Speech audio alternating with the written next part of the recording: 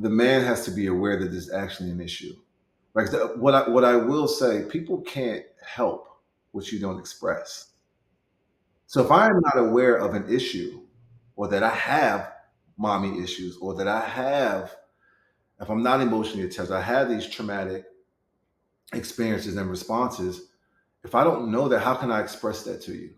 How do I know how it's showing up in my relationships? So it first starts with me and actually being aware that this actually, you know, an issue. And for men to express to women, and women, when we speak, just listen, and not listen to respond, but listen to understand.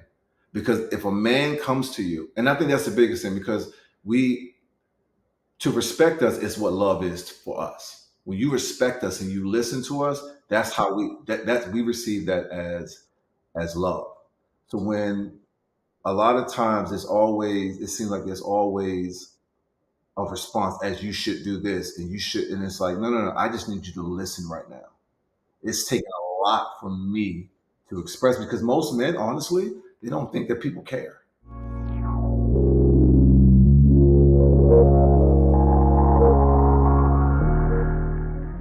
Welcome back to the Triggered AF podcast. This is the number one place to explore the triggers that shape our lives with some raw honesty and some unfiltered conversations. Get ready to laugh, cry, and even discover something new about yourself. Listen, you can either keep spiraling or you can actually deal with your triggers. It is completely and totally your choice. But I have a sneaky suspicion that if you are here with us today, then it just might mean that you are ready to deal with yours. So we are going to tap all the way in with Carlos. He is the author of Journey of a Fit Buddha. How are you, Carlos? I'm doing great. Thank you for having me. How are y'all? We're good. We are good. I'm I excited. It's been such an interesting journey getting to this point in place. Danny and I have literally wanted to have this exact conversation. I want to say for 2 years now. Easily, yeah. From the Yeah. beginning of our podcast, we were just like, we have to have a conversation, but it just was never aligning, and we just didn't feel like we have had the right person until now. So we're very excited, and we just want to thank you in advance for your vulnerability and just like your honesty, because this is a touchy subject. But before we dive on in and Sorry, mom. Say this now. It's right. okay.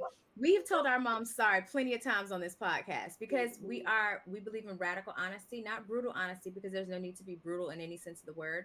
But we Yeah. do believe in radical honesty, and sometimes that can mean that we, hurt others' feelings. But we also believe in radical honesty with ourselves. So we're just telling the truth all the way around, even when it Yeah, hurts. I but think I before think we that dive honesty should be in, brutal with yourself.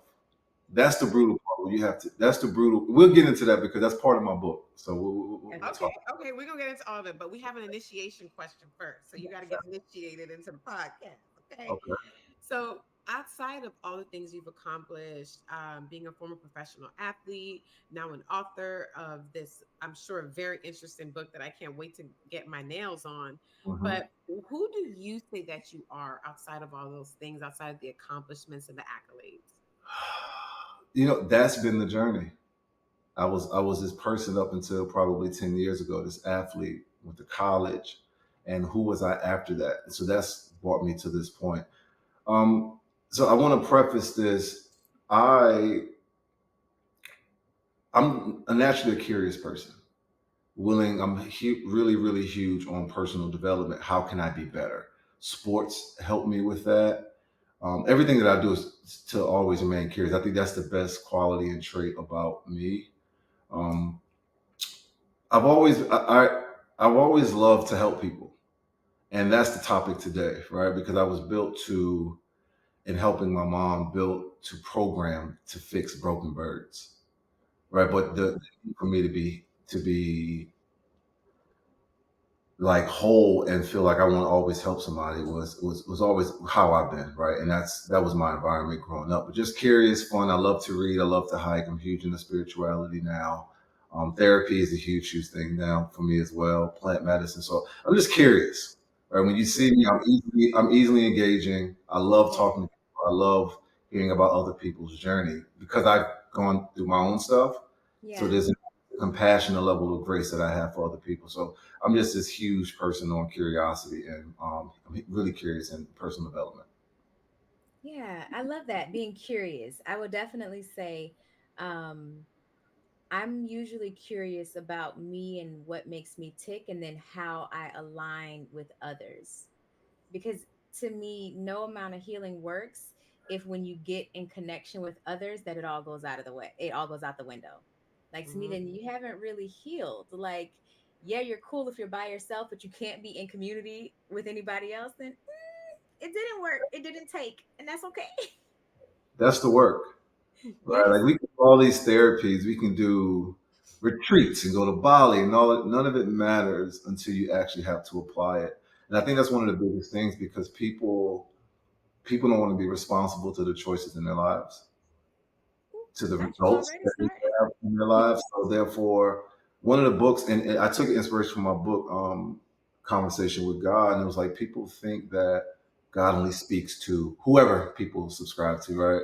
They Mhm. speak to certain people, so we go. That's why I think there's a such thing as good therapy and bad therapy, right? Because are you going to therapy to actually heal and make yourself aware of what's going on in your life, or are you doing it to distract yourself and not having the accountability for where you are? So that's been the biggest thing, for me, like the work. You can read Mhm. all credit for reading the book, not applying the book. Mm. Yes. See, Listen. that's one piece because we had a podcast and we had another, and I love having men on the podcast because the men Yeah. gonna come with the With the tools, honey. real. They're going to come with the action. And one of the things that I think has gotten so lost in this movement against masculinity and the trope of toxic masculinity is we've lost the action piece somewhere in Mm. there. And everything is theoretical and flowy and in the sky somewhere, but Mm. masculine energy grounds and it focuses and it gives direction. And I soak up the piece of masculinity and what men have to offer in the sense of direction and guidance and leadership. Like we need it, and that's what Carlos clearly has come to do today on this here podcast.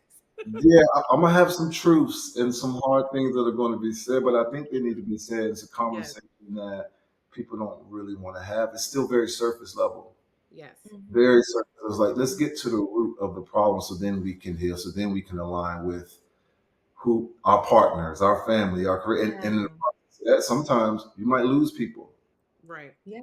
and Yeah. and Yeah. and then that's a death energetically. Yeah. So Yeah. that's a whole nother thing. But A it's whole nother thing. So I know y'all Yeah. are like, what are they going to talk about? So today, y'all, we are finally having the conversation around mommy issues. Woo child. Specifically, we're going to be speaking about men with mommy issues because a conversation around women and their Mommy um, issues. mommy issues and struggles with their mom is a different conversation. So Yeah. we invited Carlos on today because we want to have that conversation with a man because we know that this actually impacts this entire communities around the world Yeah. when where there's rejection and abandonment and just all the things that can Hmm. happen between a mother and her son. So, Yeah. Carlos, do you mind just kind of starting out, just to kind of baby step us into this? Because I know we're going deep, so we gotta let's just Slow. kind of start dipping our feet in the water a little bit. What has your journey been with your mother, and how has it affected mainly your romantic relationships? Because that's what we want to center this conversation around. Hmm. Not deep Okay. breath. So, and I'm the oldest of nine. So let me Whew. oldest of nine. Typical black family. My mom had two with my father. My mom had three. My mom raised four boys and one girl by herself. My dad has one son and three other daughters. Right. So there's a pressure from that. So in raising my mom, look, and there's a level of, and I love my mom, and I'm going to be honest today, and I love my mom. She did. I really think she was doing the best that she could, and she did. My mom was a track star, with beating guys in high school. She could have went pro, had medals, all types of things. And she got pregnant with me. I'm a Scorpio, so I was definitely conceived on Valentine's Day. It's almost 9 months to like to the day. Um, how can I preface this? I guess growing up and you seeing your mom struggle, Mm-hmm. right? All she wanted was intimacy. All she wanted was somebody to love her. And I saw a lot of men use, they loved who she was, right? Or I was top after, they loved being around her as far as that. But Yeah. they would use the kids against her. So naturally, me being the loving son, mom, you don't need a man. You have me. Yeah. And then they make So, you the boyfriend or the husband. right, and that's why, and I didn't realize this until later. My mom gave up a lot of what she wanted to do. Track star. If she made a choice for me to be able to pursue my dreams and the things that I want to do. So I'm always appreciative of that.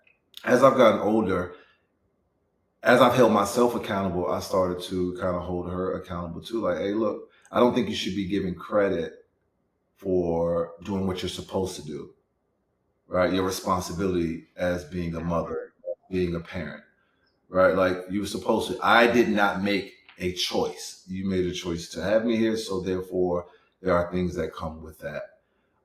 There was a lot of manipulation going on, and I think that was just when you're in survival mode. As a mother trying to make things 4 black sons. At least one or two of us are just the odds say we're supposed to go to prison. And Mm-hmm. one, I don't know what that's like. Yeah. Yeah. So I didn't Especially really, the black boys. yeah. So The I prison didn't or really, die. right. So I didn't really understand. I didn't have see the healthiest of relationships. I've never seen my mom and my dad embrace, hug, kiss. I've never seen that. Yeah. Me either.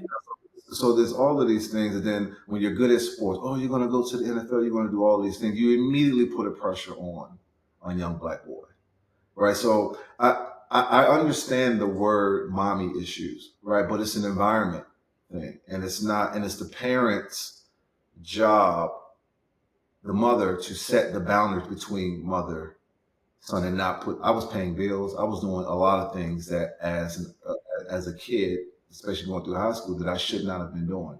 So what happens is that when I take on that pressure to make sure my mom is good, to fix her, because I don't want to see my mom hurt, what Mm-hmm. happens, that starts to spill into other relationships. And my therapist told me this, she's like, you were programmed to fix. You were programmed to help people. Your environment required you to make sure your brothers and your sisters were okay at the expense of yourself. So we don't think about that. We're thinking about like right now. We're not thinking about how's this going to affect him 10, 15, 20 years down the line. And I look up, why can't I relate to women? Why can't I connect intimately with women? Why do I have commitment issues? Why do I have issues receiving love? I can give it, but I have an issue receiving it. Okay. Where does that come from? So when I started on my journey, I had to really be brutally honest with myself. Look, the number one conversation, the most important conversation we'll ever have is the conversation that we have with ourselves. How do we speak to ourselves? What's the image that we hold of ourselves when we look in that mirror? Do you like who you see? I did not like the person that I saw, looked into that mirror, and there was a moment where I thought I had a kid for 7 years. And this was really the full circle moment for me. I thought I had a kid for 7 years. Come to find out, didn't have a kid. There was not a kid at all. So let me say this. There was not a kid at all. So let me give you a quick story. So long story short, pretty much a girl that I was dating told me that she was pregnant. And naturally, my makeup, my background, I don't want to be like my father. I don't want to be in a similar situation that's similar to my mom. So I'm going to do whatever it is that I can to make this work. I impeded on family trips. There was this child. I was sent pictures. The child looked just like me. So in my mind, I want to be a father because I don't want to be like my dad. I want to create a different environment that I grew up in. And one of the toughest things is to create an environment that's opposite what you grew up in. And that's challenging. So the environment that I grew up in required me to suppress who I was to exist in that. I didn't want that. So when I found out, it hurt. Like I was in a really, really, really, really dark place. No kid. And I showed up at her house in California. Her mom had no idea what I was talking about. No What? idea. Her mom had no idea. And I So was for like, hey, 7 years, how does that even happen? So are you not going to visit? Are y'all not video FaceTiming? Was it, FaceTime not it a was it thing was then? very I was young too. Like this was right Okay. after. It was my senior year. I was in In college? college. It was me coming out of college. So Oh, she okay. lived in California. So the distance was already there. I would fly out. She was pregnant. When there was a supposed child, I wasn't allowed to see the kid. Oh, okay. Cops were called. The I was cops were called. sending money every month. I was sending Mother's Day. I was sending birthdays, For everything. 7 years. Because in my mind, I committed to that was my child. Now, when I look back, there was a level of shame around that with me. Of I course. didn't want to talk about it because I felt embarrassed. I'm a Notre Dame grad. How could I not see this? And I remember when I found out and I called my mom and I apologized to her and she cried. She's like, I'm flying out there right now. And I was like, no, mom. I said, this is my fault because I put you in a compromising situation. This is on me because I was not honest with y'all.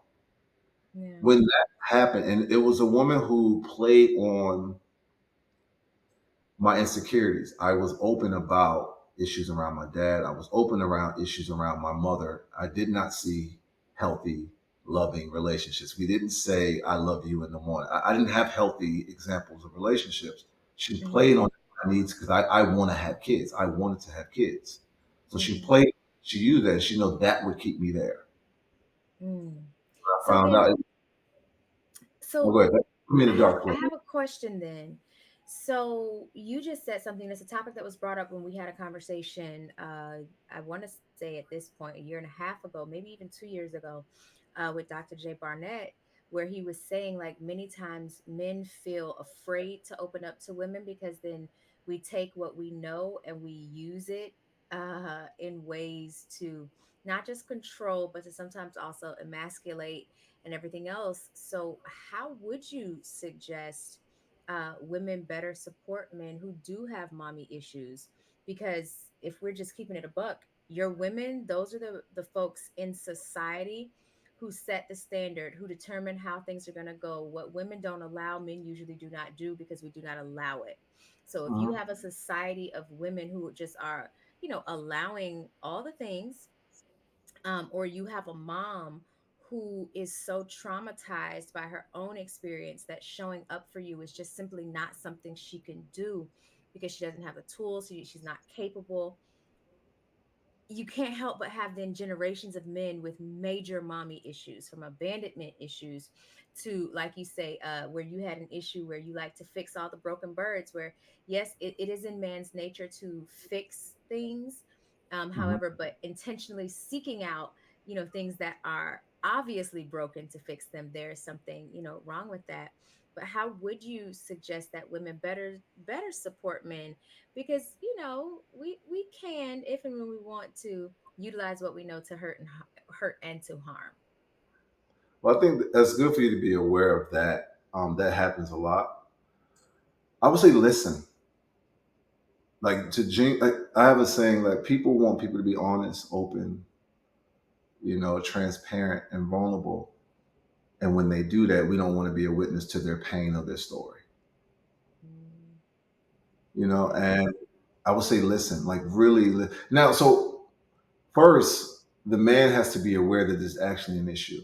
Like what I will say, people can't help what you don't express. So if I'm not aware of an issue, or that I have mommy issues, or that if I'm not emotionally attached, I have these traumatic experiences and responses.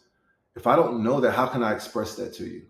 How do I know how it's showing up in my relationships? So it first starts with me and actually being aware that there's actually, you know, an issue. And for men to express to women, and women, when we speak, just listen and not listen to respond, but listen to to understand. Because if a man comes to you, and I think that's the biggest thing, because we to respect us is what love is for us. When you respect us and you listen to us, that's how we receive that as love. So when a lot of times it seems like there's always a response as you should do this and you should, and it's like, no, no, no, I just need you to listen right now. It's taking a lot from me to express, because most men, honestly, they don't think that people care. They don't think that people care to listen. So when we find somebody who is nurturing, who is loving, and who listens, and then when I say something, that you try to implement it in some type of way. Now, when we say things, I think you give space for the other person to kind of figure that out, right? I remember one time when I was dealing with my sexual abuse and I was going to therapy, I locked up and I froze. My girlfriend then tried to be intimate with me and I froze. And I thought that it was my abusers. And I was like this. And I just made up some excuse, right? And I ended up telling her, I wanted to be open about it. And I was like, hey, I just want to let you know this happened. Because therapy, once you go down that rabbit hole, you don't know what may come up. Once you open that door, you don't know what may come up. Right. Yeah. Open to that. And I wanted to share this experience with her because I'm like, you want to understand me more. And the response wasn't what, then I understand differently. Now the response wasn't what I thought it would be. She tried to blame everything on my environment, my mother, well, I'm not going to be intimate. I'm like, I don't need you to be combative with me right now. I'm expressing this to you. So when she did that, I was just like, I shut down. I did not want to express anymore, because if I'm coming to you with this as a man, it's already a lot. I'm programmed to not do this, but I want to do something new because I want the relationship to work. When you don't want to show up and actually listen to understand, that's where a lot of the issues, we can go down a whole, but that's the number one thing, to actually listen and be compassionate and show some grace, but also hold us accountable too. Yeah. But I think it's the holding account we think we're holding accountability with you, but Mhm. I don't think we do it right a lot of the times because we don't really create the soft space to land. So the accountability can sometimes feel an attack, I feel like, to men, as Mhm. opposed to what we think that we're trying to do. From my observation and my own experiences, something you said that I know is a big component that's missing is the compassion. We are programmed to think that you all don't have these emotions, or that you all don't have these experiences, or that it's not affecting you, or or like how you said, we think you don't care. We think that it doesn't matter because Yeah. Like you don't feel. yeah, like there's this idea that men are just emotionless Mm-hmm. workers who are here to That's such provide. that's one of the Yeah, massive. I mean, we've learned. I mean, now we've learned that, but there's the we put so much of it on the men, but a lot of the times our response is because of our poor conditioning from what we see and what we're taught, and we just don't know how to be a safe space to land. A lot of us because we sometimes we don't have our fathers in the house. We didn't see our mothers be a safe place. Like most of our conditioning is to protect us from men and to shield us from the hurt they may bring, as opposed to learning how to receive and how to be a safe place to nourish them and to be their helpmates. Like we're just, especially in the Black community, like I can be very honest, like I had no idea what that looks like. My Mhm. saving grace was more so having healthy relationships with men that loved me in a pure way, and that I was able to foster it a bit that way. But I still have struggled with, not feeling like men like shouldn't cry, or if a man is not too emotional, me not wanting to be like, man, like, Yeah, all these ideologies that were implemented in us as kids that we take yeah, as truth, right? yeah, So everything you just said is correct, right? So imagine two people showing up like that. How are right, relationships supposed to work? Neither one of you know or understand what's going on. exactly, What happens when we have these conversations? It allows you to look at yourself and be like, wait, but that's the whole part of listen to understand. It allows you to look at your insecurity, because men, we are protectors. We are going to see things that women don't see. So sometimes women don't listen when we try to protect y'all. It's like, yo, don't do that. That friend is not this. And it's like, well, nah, nah. And I'm like, okay, cool. They end up coming back. Well, yeah, you were right. I was like, yeah. Oh, y'all be right. Oh, y'all be right. And I tell my husband all the time, I'm just like, there has been such a downplay of the intuition of men. Men are so intuitive. Like, y'all be But you knowing. have to be in order to be a protector. You cannot be a protector without Without the intuition. intuition, but 'Cause nobody you, talks about men's intuition and nope. how in tune you all are with emotions and how you guys Mhm. sense things. And it's just like Yeah. biologically, you all are so intuitive because how could you have been a hunter if you can't feel and sense? And you gotta have that 360. Like, 360. Yeah. So here's it like, and it's changing now. Because a lot of men, most men are like that. A good amount aren't, right? So I say this: a divine masculine man, right? yes, We actually, men bring the love. No, women bring the love into the relationship. We Oh, bring okay. I was about to in question you. the direction, the vision, right? That's Mhm. us. When we are in our divine masculine space, we come from a place of love, we come from the heart, right? That allows you to be in your feminine space. That allows you to give the type of love that women want to be loving. And I think if the right man shows up, I think women naturally fall in line because it's just this natural space that we fall into. A lot of the times, and I say this, men don't. I don't know how many men know exactly what they want, right? Or that, or how much they're aware of. Like, how do you want to build a relationship? What does that look like? What does family look like? Where do you want? And we have to make that decision for ourselves, Yeah. right? And then when you know what you don't want, you start to your filters change. You start to see the world in a very different way. So a lot of Yeah. times we're trying to find manhood through relationships. We're trying to find manhood through sex. We're trying to find man Hmm. through women, Mm-hmm. right? Yeah. And we start to find pieces of our mothers in our partners, Yeah. trying to get from women what our moms didn't get us, or the insecurities that we have from our parents. And then Yeah. that just goes down a whole spectrum, and cycle. So it's yeah, it's a tough place to be in. But I it makes me I love these conversations with women because I Hmm. really do think there's a disconnect. Yeah. There's definitely a disconnect. What you're saying is correct. I understand why women don't feel safe.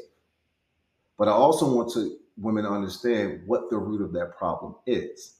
And Hmm. everything ain't always a man problem, right? It's not always men. right. Everything isn't always there's good men out here, there's good women. But the disconnect and saying, hey, do you hear me? Are you listening? Do you understand? We're both saying the same thing, but Yep. nobody needs to listen. Yeah. Yeah. Build to come together. You have people in relationships competing with each other. How does that work? Literally, it cannot. And Danny and I just had this conversation in between the breaks of us filming. I was like, there has to be an ebb and a flow. One has to be willing to increase and the other decrease. Then, okay, there might be a shift where one is increasing while the other must decrease to ensure that you're able to sustain a solid foundation, not oh, we have to battle each other for who's in first place or who's leading and who's, on the leaderboard. Like, if you want a healthy, functioning relationship, there will have to be roles and positions that are played. Everybody can't play the quarterback. Everybody can't play the running back. Everybody can't be the head and everybody can't be the neck because then we're missing a piece that comes in. And you said a piece in there about how sometimes uh, men are looking for their manhood in sex, in relationships, from other women, and it reminded me of how so many like homes are led by single mothers, especially in our communities. So how would you suggest, because there are so many homes that are led by single mothers, how would you suggest mothers better equip their sons to be like physically and also emotionally available partners? Because I've dated many a men, and I also married one. And what I have found is that many men believe that if I'm contributing financially, I don't have to show up in any of the other ways. And That's it's shame. like, huh? That's shame for men. Oh, go deeper. What you mean by that? So at the core of every man is shame. Okay. right? So, and what happens is shame becomes our identity, and we act from that place. So Okay. shame could be I pay all the bills, I do all of this, we travel, I'm a man because I need that to cover up for my deficiencies. Ooh. Oh Mm. boy. So so shame is so it's over. People who are super successful can Mm-hmm. have shame. I need to overachieve because I don't like for me in sports. I excelled in sports. I was the number one, all of these things, but I needed to be that to disassociate from my childhood. I Mm. needed to distract myself. When Okay. football ended, when it ended, I still had to face that. Ooh. So all what men are dealing with shame, the fear of being able to provide, the fear of being able to lead, the fear of being able to how do I emotionally show up? Because what the world speaks to us in a very different way, especially black. Mm-hmm. So a lot of that is shame. But Mm. what is your shame? Right? Because when you understand what your shame is, because that's the place you're acting from. Mm-hmm. So that's the place that you make decisions from. So Mm-hmm. what does life look like when I make decisions from a healthy place? When I am aware, when I am emotionally intelligent, Yeah. when I am walking into the world as a black, uninhibited man, what does life look like? Yeah. And so then how do moms prepare you for that though? Like, okay, if the root is shame, right? How do, especially again, if your home is a single parent home, like you said, your mom raised four kids by herself, like how do you equip, mind you, with as much as you have to work with all the things that you have to show up as with your own, traumas, what are, if you had to give like three tools or three lessons or principles that mothers can use to better equip their sons to be physically and emotionally available partners? Because I believe that many mothers, whether they do it the right way or the wrong way, they raise daughters. Like the way I see women raise these daughters, and the way I also see women, because I have women who some have sons, some have daughters. The way I see them coddle their sons, it is maddening. And the reason it is maddening for me is because I know you're going to unleash this overgrown boy onto the rest of the women of the world. And we're going to have to deal with the fact that this man has unrealistic expectations. He believes that everything should be given to him, that women in his life are supposed to serve him, and he's supposed to just bring money to the table. Like that can be very challenging. And so, what can women do? Because especially if it's a single parent home, like I just need three tools, tips, so I can share them with the girlies. Like, yo, for y'all with sons, here's something you may want to do. It's before I get it's tough because sometimes there's just certain things that women can't give young boys. I Facts. agree.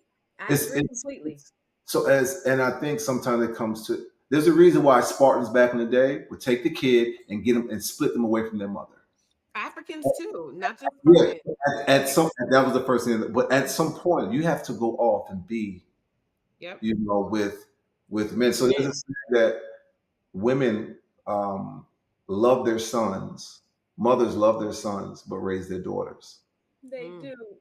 So a lot of the times, like one thing is setting a structure for your kid and holding them account. Something as little as chores and teaching them structure. A lot of men don't know how to cook, clean. There's just certain basic things that gives a child structure, yeah.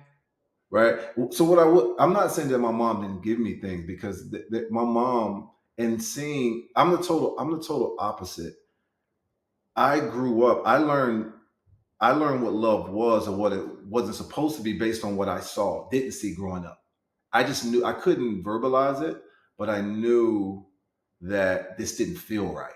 Yeah, like something about this ain't it. The milk Something might be a little doesn't, expired. something doesn't feel right, and I've always felt like I was the outcast in my family, that I didn't Mm, belong. If he was a bug on the wall, you'd be like, he doesn't belong in this family, but I understand why he's there. okay. And I was challenged on that. One thing, if I'm looking at give kids structure, especially Okay. So with chores and accountability. accountability, because that teaches accountability, Okay. I like right? this. I'm gonna give the And girlies this. action and keeping your word. Right? I Mm-hmm. do think I would say have kids read. So some of these are things that I did. My issue didn't come necessarily from not getting certain things. I always saw I just looked at my whole family, just understood everything that was going on, that it wasn't right, but it wasn't explained to me. Right. Mm. So I want to touch on this because what I'm seeing now when I look at relationships and people having kids and who they're having kids with, I don't think we're relating to our partners and getting to know them. Like really, like I asked somebody, "What's your trauma?" I asked my girl, I said, "What's your trauma?" Not that you have to be fully healed from it, right? But you're making decisions, or if you're aware of that trauma, it lets me know that you're working towards it. That you're aware that something because I know at some point it's going to show up. It's Oh going to yeah. show up When you least expect it. at some point. So I need to know the Yeah. role that you play in that. Yeah. I know how I want my kids. I know the type of mother that I want my kids to have. I know the type of Yeah. environment. I know the type of man that I want to be. A lot of this I found out on my own. Mm-hmm. A lot of this I'm still figuring out what that is. So Yeah. chores, that's one thing. I think reading. We don't teach young boys. There's a book y'all should read on Dr. Kunjufu, Jawanza Kunjufu. It's called The Conspiracy to Break Black Boys. The Conspiracy to I'll get the title for y'all afterwards. And he speaks a lot of this how mothers don't take accountability and the roles and the type of sons that we put into the world. It's You so can, true. It's so like true. We say that all the time. oh, So Yeah. many no, younger. and Yeah. play. No, no, no, no, no, no, no, no. Yeah. Like a lot of the same things that you're raising your daughter. Like give this like the same thing. Like don't just let him be a boy. Go play. No, read. A lot of times little boys aren't reading. Yeah. Go separate these clothes so you know how to wash your clothes. Say it again. No, I was saying like go separate these clothes so you know how to wash your clothes. Like you need to be able to be a Basic stuff. functioning adult. Basic stuff like that Yeah. goes a long way. I've made my bed every day since I was probably 8 years old. There's not a day I'm very clean. But it teaches discipline as well. So Mm-hmm. what kind of discipline are we instilling in young boys, right? And be mindful of the type of men or who are around. Who is your son engaging with Mm-hmm. on an Yeah. everyday? Because I'm going to learn how to treat women by how my mother allows her to be treated by men. If you have men who are around who don't care or now we're going to receive it in a very different way as a kid. Mm-hmm. Kids are smarter than we actually give credit for. Yeah. For sure. I'm such a So firm believer of that. the environment don't have just any type of man. And if it is, like make it consistent. Have a consistent male figure in his life. Or what helps with that is sports. Sports teaches discipline. Sports teaches so many life lessons when it comes to sports. Absolutely. And it's a way to release. Yes. The Yes. football field was the only place that I felt like I was listened to. Yep. Mm. And the better I was on the field, the more people listened. And just being able to be surrounded by other men. Like men need that. You And Yeah. know? socially too. Yeah, you need it. It teaches Yeah. us social skills. So like I said, I would chores teach discipline. Have kids read. Yeah. Put them in some type of sports, and I think now some type of martial arts, jiu-jitsu Ooh. arts. That's really, really, really because that lets go of the ego. Yeah, Mm. which is a Yeah. big thing. You know how There, hard you it is to tap? When a yeah. guy gets you in a position to tap, it's so humbling because a lot of times we want to be, oh no, I'm not going to give up. And it's like, no, no, no, no. Sometimes, You gotta tap out. sometimes you gotta tap, and there's nothing wrong with that. Yeah. Yeah. It doesn't make you less than. It It doesn't make you doesn't make less you of a less of man. a person. Yeah. Yeah. And that was one of the things I had to learn from football. Football played through injuries, never give up. All of it, Be strong. I carried that into relationships. When I Ah. should have tapped out of that, sometimes it's all you look all your most Ooh. lessons come from looking from losses. So I'm trying to stay in this relationship that's not good for me. And then this goes back to childhood. Abandonment. Am I going to be loved again? And am I going to be received Mhm. again? Yeah. And I don't want Yeah. to let you down. And they can be doing the worst things ever. I don't want to let you down. So, Yeah. and I want to be looked at as a bad man. So let me stay in this to prove that I'm a man and I'm supportive. I think too, one that we didn't mention that I think is of note to mention, because there are so many boys who do get taken advantage of sexually, that as a mom you need to keep your eyes and ears and energy open to when you bring them around, other men or older, boys. Pay attention to if there are changes in your Mhm. son, because unfortunately we are dealing with humans, and humans are not always the best people. They don't always show up as their best selves. And I have dated so many men who were sexually abused, and the way that that played out in our relationships, and the level at which I have had to come, because my first boyfriend, who I was in love with, he was being abused currently, like, while we were together. And every time he would be abused, I would go to him to make him still feel as though he was a man. And the level of mental anguish that they go through when they're being taken advantage of, especially when they feel like they can't tell their parent or their mom for whatever the reasons. As a mom, especially if you were in a single parent household, even if you have a husband, a partner, all the things, pay attention to their energetic shifts, because there was an energetic shift that I felt even at that time, even though I didn't know about energy then. There were shifts that I felt every single time it happened. And there were some times where I would even call him, like, and he didn't know, of course, I felt a shift, because I didn't even know how to explain that to him, that, hey, I felt like something happened. Are you okay? Mhm. Listen to that. Yes, it requires you to pay attention. And if you're working a lot, you might not have the energy to, but listen to their energy and how their energy is responding, because that will tell you, okay, the thing that has changed is this. Let me see if I shift them out of this environment to put them in the other one, if I'm still getting the same type of energetic response, or if they're still responding in this way. Like if this person is taking too much of an interest, let me see how and who I can have to show up with them to ensure that they're not being taken advantage of physically.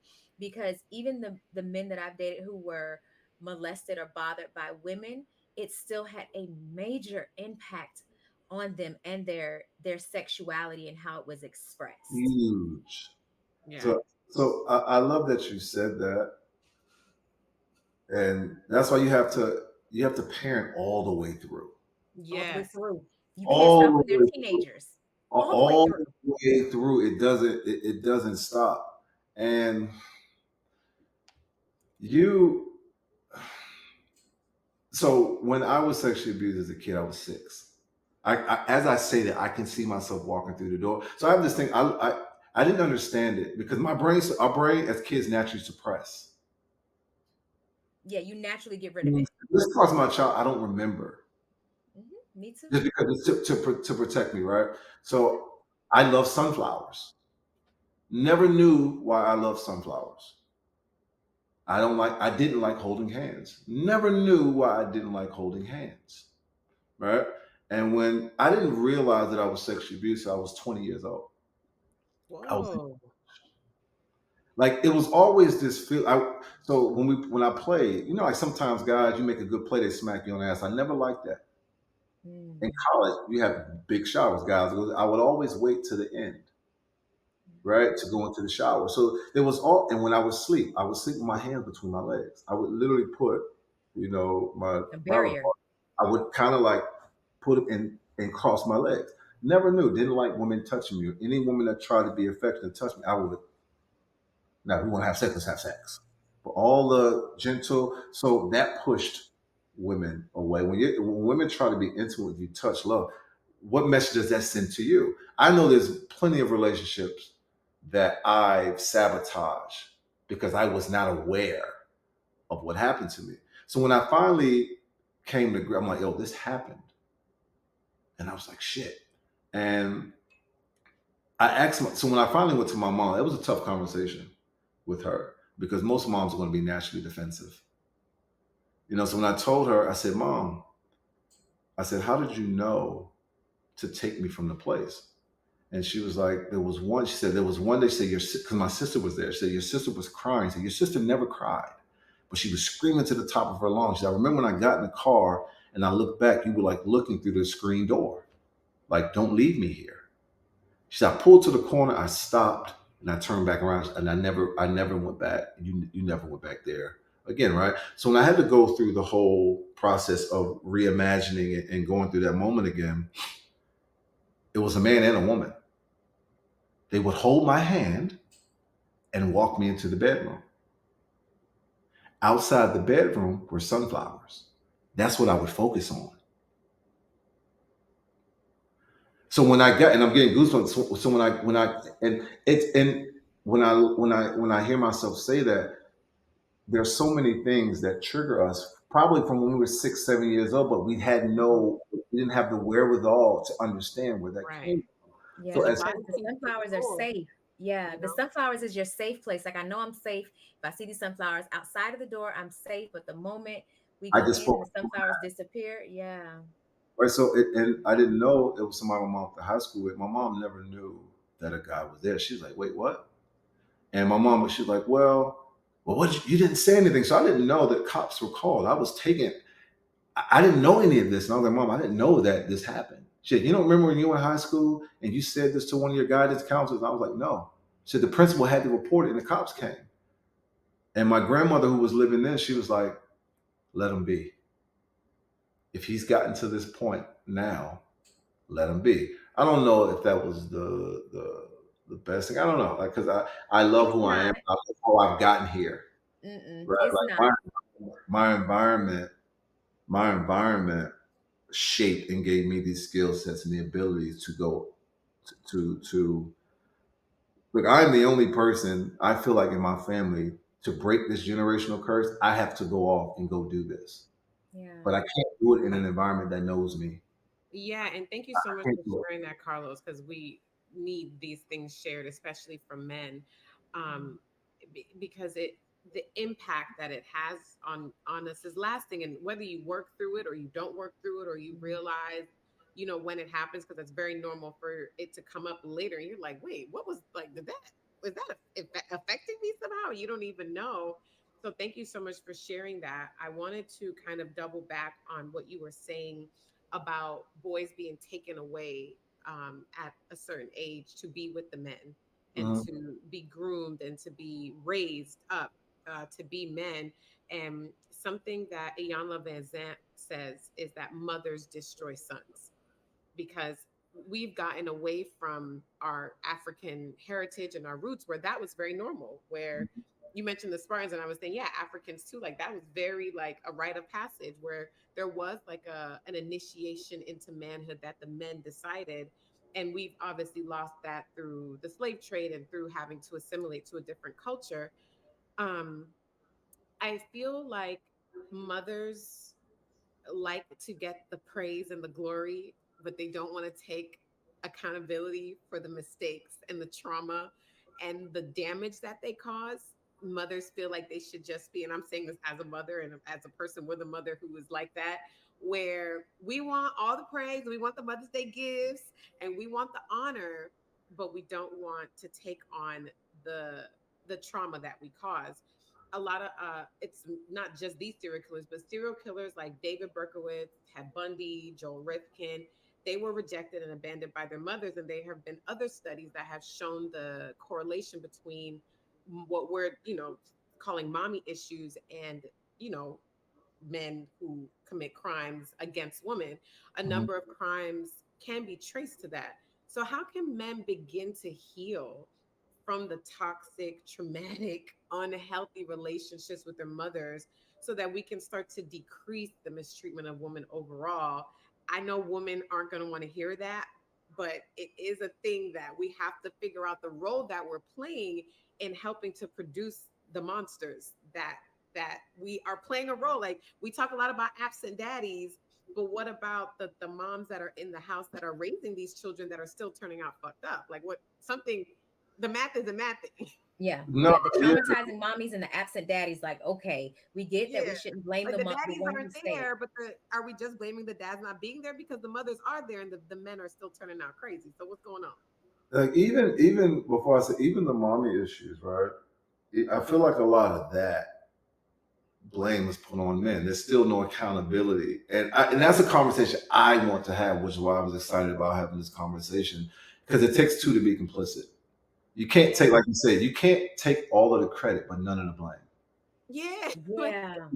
Like it's just impossible, right? But for men, one of the first things, and like I wrote three books, right? The first one comes out this year, and the first one is um, the subtitle is honesty.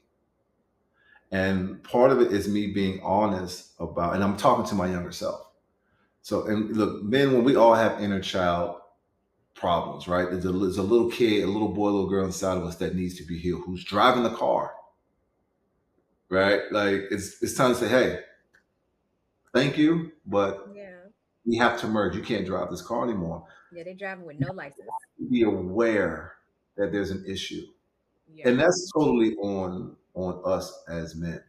And being honest about your relationships, being honest about friendships, being honest, it's really being honest about how did I get here? And that's what I did for myself.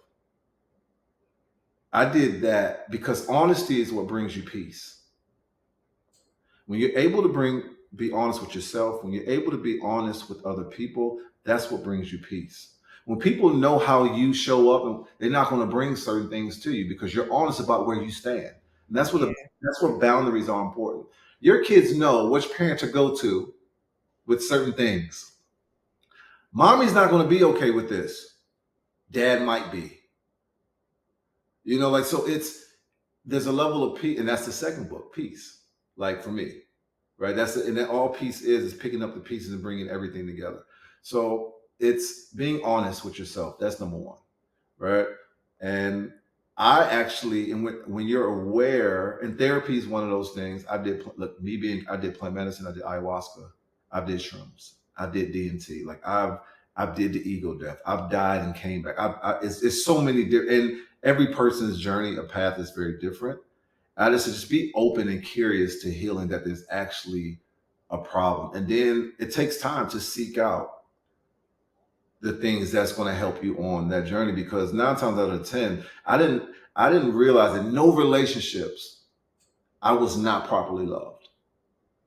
Mm. None of them. I did not know what love was until I received it. And I can't explain it in 14 words or two sentences. And when I look back and I was like, yo, it's for men, it's uncomfortable because every day you have to make a choice to allow your woman to be herself, to love you. Because if you don't, you can push that woman away. I push a lot of women away. I think the number one thing is honesty. Be aware that there's actually a problem, then get help. And then environment of men. We talk about men being young boys being around other men, but what type of men are they around? Are Yeah. they misogynistic men who lie and cheat? Because the examples of our relationships are painted by the experiences of the men that we're around. Because that's how you treat women. It's painted by my experience or lack of boundaries with my mother, my relationship with my mom, and I love my mom. It was boyfriend girlfriend, and it wasn't or husband wife, and it wasn't intentional.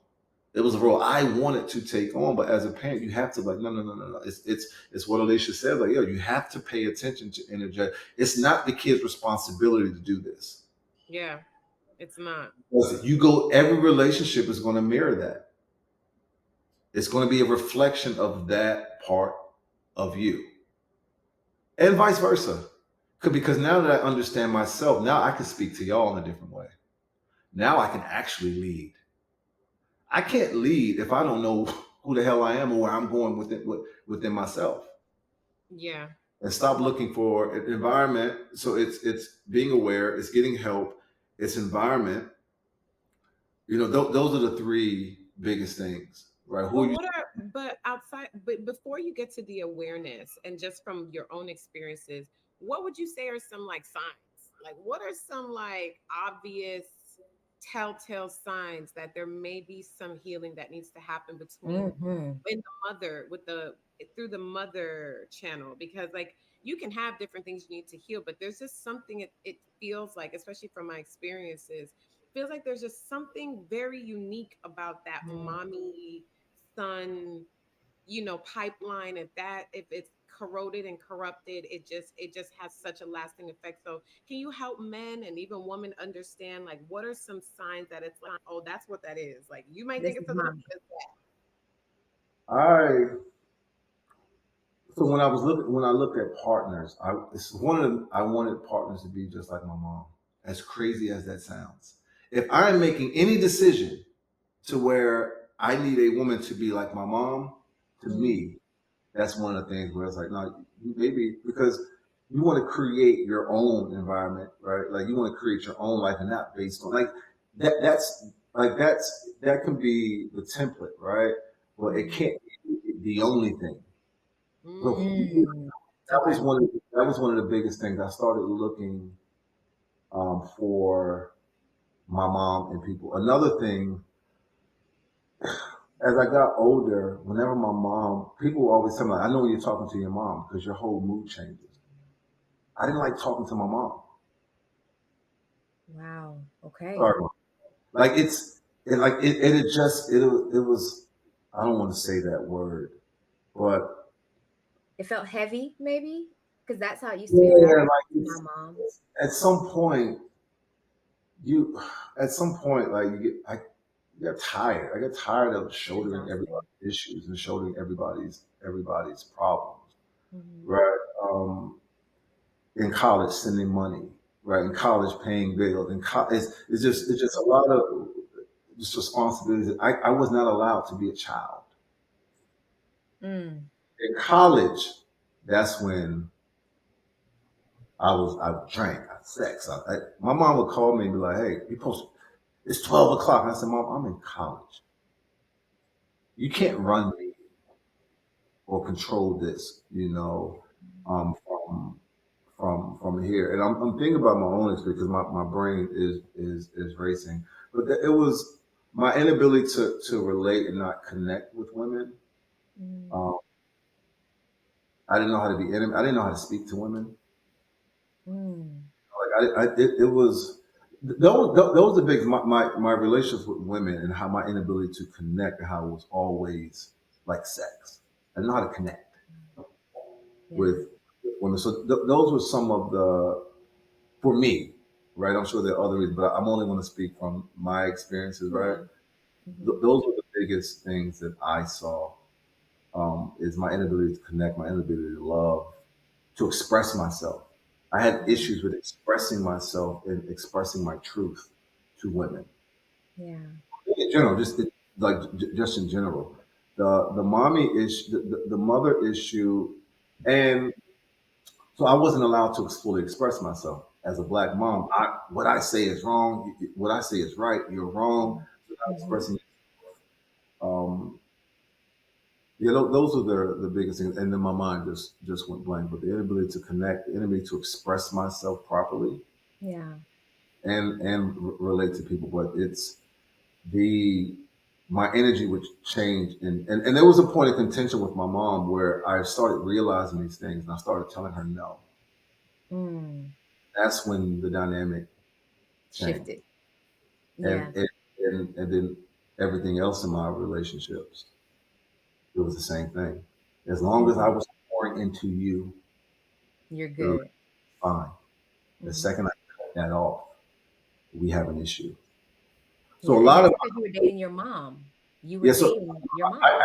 I can admit that I was. So a lot of my learning has come through the forms of relationships in women and trying to solve or heal or find this. I would break up with one person, date somebody else. Break up with one person, date somebody else. So that was another thing. I was always in relationships. I could not sit with myself. Hmm. Mm, I needed a woman, somebody always to be there, to be nurturing, to love on me. Hmm. Because my mom was loving, but when you're raising five kids on your own, there's only so much that you can give. Yeah. Yeah. 50% of it is to this. What's the other 50 look like? And if you every time you add something to your life, it takes away from some other part. So it was Yeah.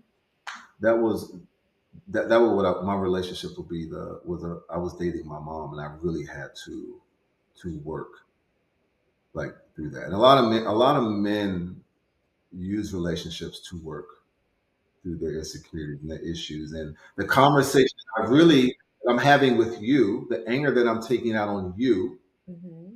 the conversation that I really need to have with with my mom. Mm.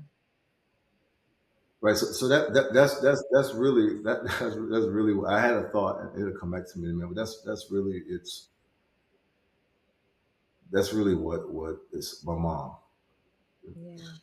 Yeah, it's first of all, I do want to thank you again for your level of vulnerability because it is not easy, especially for men, specifically black men. Yes, I understand that other cultures and other races, they have a similar issue when it comes to talking about their moms, but many black folks, we are not raised with telling our moms to shut up, mom, or slamming doors. Like that's not a thing. Like you will literally get thrown out of a window if you say certain things to your parents. So for a black man specifically to be willing to come and so vulnerably share your story about what you've experienced and the things that you've gone through with your own mother, we are incredibly appreciative because I know without a shadow of a doubt, like this is really going to help not only some mothers with how they can better and more intentionally parent their sons, but also too will help some men who listen and be like, wait, so I don't have to remain as I am.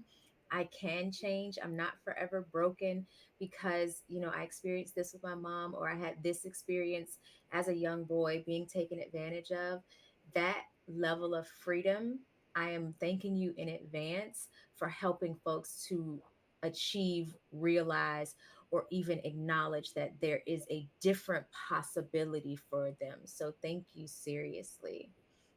And No, Yes. then yeah, and I definitely want to know, where can folks, find your books? I know you said when it's coming out, so where can folks not only stay connected with you but also find your books? well, it's literally my editor and writer. She's working. Will work. There's a whole process of writing a book. There's Correct. writing a book, and there's the business of it. Yes. Right. The whole business part. That's a whole nother. We're looking August, September. We just finalized. I actually changed when I changed the title. She said the structure and the themes that we had to change. That I almost had to start from scratch, and we just really locked that in. Mm-hmm. We look August, September. I'm going to be putting up a landing page announcing stuff. My social media is Soul's Purpose, SOLS, Purpose, PURPOSE. That's a lot. I'm focusing on one platform, you Yeah, know, nothing wrong with that. like that's it. But everything is going to come through there, and soon I'm starting to do weekly live, just really having these conversations with men and women, Mm-hmm. and I'm going to start giving away some old chapters. I want to Mm-hmm. start showing that that journey Yeah. of how I got to this point. Like I started the book in 2016. I just finished it 2 years ago. Wow. For every caption that I wrote, I could have finished the book. But why? And I remember my shaman was like, "Why are you okay with this?" And I finished the book in 2 months, and it was really again a man, my shaman. His name's Carlos too, holding me accountable. Yeah. And I want to say this before we go, and I think this is for women as well. I think for me, one of my purposes to in me sharing everything that I've been through, that was all of the that took me 10 years, Mm. right? Like, Yeah. and before you can get to steps, before you can know how to help, you have to know what exactly it is that you're helping. Half of Yeah. therapy, 75% of therapy is helping the patient Mm-hmm. realize that there's something wrong. Mm. Yeah. That's half the battle. It's hard to look at your mom this way. It's hard to look at your parents this way. Yeah. Right? But for men, and I say this, and we talk about a lot about purpose, right? Purpose Mm-hmm. isn't a destination. Purpose is where you come from. It's bringing intention to every moment. Mm-hmm. How do you maximize every moment? How do you bring purpose and intention to every moment, every breath, every experience? That's what gets you to the ultimate, whatever your purpose is. And when men are not in their purpose, and I say this for women, and when you can ask these questions of men, when a man is not in his purpose and he's not going after his goals and his desire, he takes it out on his environment. He Mm-hmm. takes it out on the women that he loves. He takes it out on the kids. So as women, sometimes when we look at dating, you can actually like if a man's not in his purpose. I'm not saying you can't help or support. What I'm saying is He's more. It's something at some point because the fear of not providing, the fear of, like we know when we're not providing and showing up, so Mm, we have to take it out somewhere, right? I yep. had sports as a kid. When we get older, like where are the outlets for that? And a lot of times it's our partners. I changed that. And I started talking to my mom and I started talking to my dad about these things. But at the end of the day, I didn't really need them to validate anything. Like I knew exactly what it was. And I'm like, Mom, I don't need you to be the mother that you're still holding on to the shame and guilt as a kid. I'm 41 years old. I don't need that. I need you to be the best mother now. Yeah. Let's have a conversation. Dad, same thing. Yeah. That's Yeah. the second chance to kind of heal yourself in this next, because there's phases, right? Yes. No Space. longer 12 anymore. What does this next phase for us look like? I'm Mm-hmm. not you're holding on to something I'm not holding on anymore. So in order for me to be around you, I have to be in that space. I don't want to be in that space.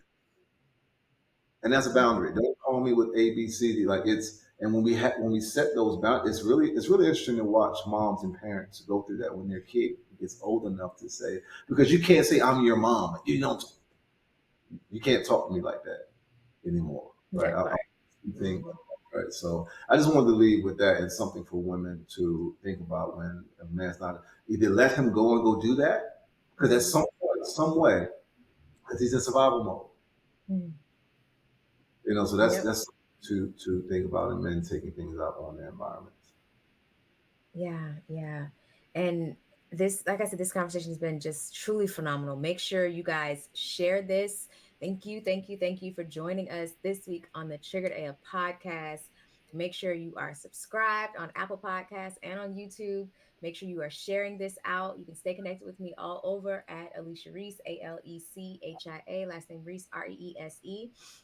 And we talked a lot in this conversation about change and catalyzing it and putting yourself in position to change and grow. And we actually created the 7 Agents of Change pack that you can actually get right now for 90% off on triggeredafevents.com. Yes, because it is an event to begin to change your life. So make sure you go and visit there. Danny, where can we stay connected with you? You can stay connected with me at the Danny Bordeaux. Bordeaux is BOURDEAU. And you can always go to triggeredafpodcast.com so you can stay up to date with the latest and the greatest of what we have going on in our episodes. Carlos, thank you again, just so much for this. It's just like, I just, like, I know what we're doing with our podcast is so powerful because we get to have guests like you come on there. And I just like more than anything, the success for me of the podcast is just like somebody else hearing you and like understanding that it's okay to like start the process to heal and that there's somebody doing it, Yeah. like that, like that's what it is for me. And I can't believe that I get to have these conversations with people and Yeah. that they feel safe enough to be that vulnerable and to want to help and just share your story so that somebody else can avoid a pitfall or so that they can feel validated or so they can feel stronger or they can feel seen and heard. It's just like I don't know what is better than that on this planet. So We all want that, the community aspect. Like Yeah. we all we want that. need it. That man, like we go through things. I want women to really understand behind all of that. When you call men little boys, be mindful of your words. Y'all words. We love y'all, right? Yeah. There's nothing like a black woman who's behind you and supports you. So when you use your words irresponsibly and maliciously, it cuts deep to your man. It Okay. adds on top of what we're already dealing with. So the fact that you're having these conversations as black is really important so that you just humanize people. Yeah. So really, so thank you for having me. I love the podcast, going to follow and everything. And hopefully we can do this again. Hopefully I gave y'all what y'all. Yes. More Yes. than more than More than, and we're definitely going to do this again in person.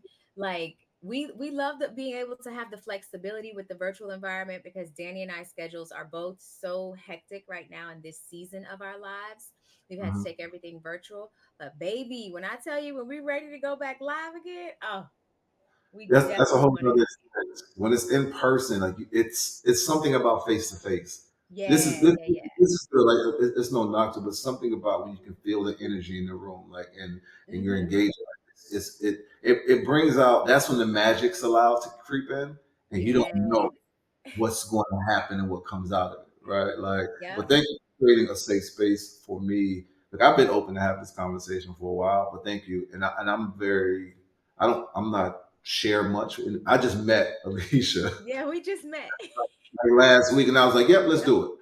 So thank you for providing a space for people to come and share their stories, because a lot of people, this might be the first place that they actually be able to share, and Yeah. you're Yeah. providing that. So Yeah. You thank just you. gave me chills because it means so much to us to be able to be a safe place to land for difficult conversations. Like, Danny and I, for us both, we want to make sure that we create an environment to where people can take what has caused them the most pain.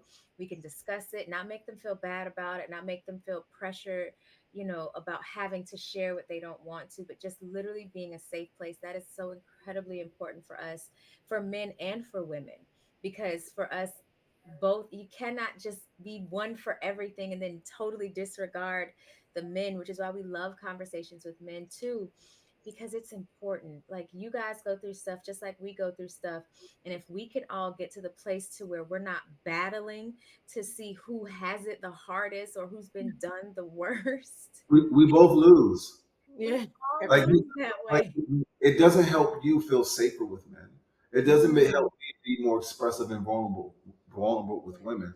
And it's important whether men say it or not. It's important when we see women, especially black women, who care enough to ask these questions and want to tackle these issues.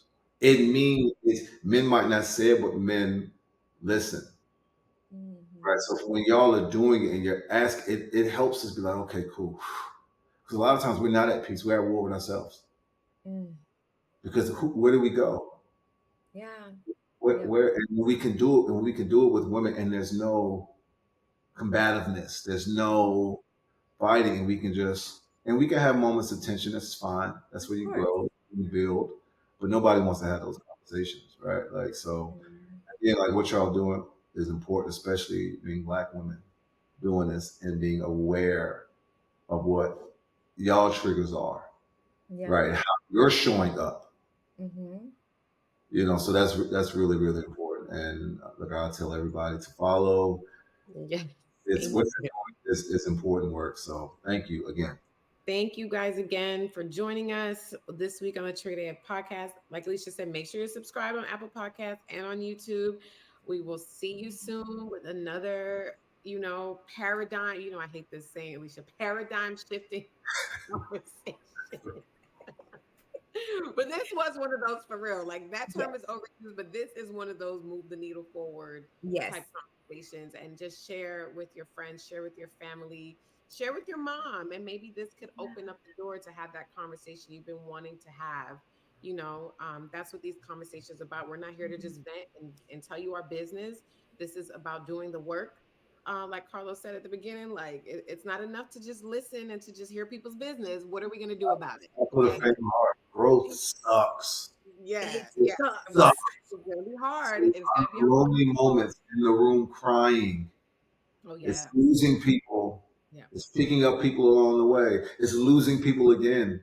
yeah, yeah. Yeah. It's all of those things. So And this is what this is about. So we hope that this conversation can open that door, give you that nudge and that push that you need to start healing on a deeper level. We'll see you guys next time. Bye. Bye.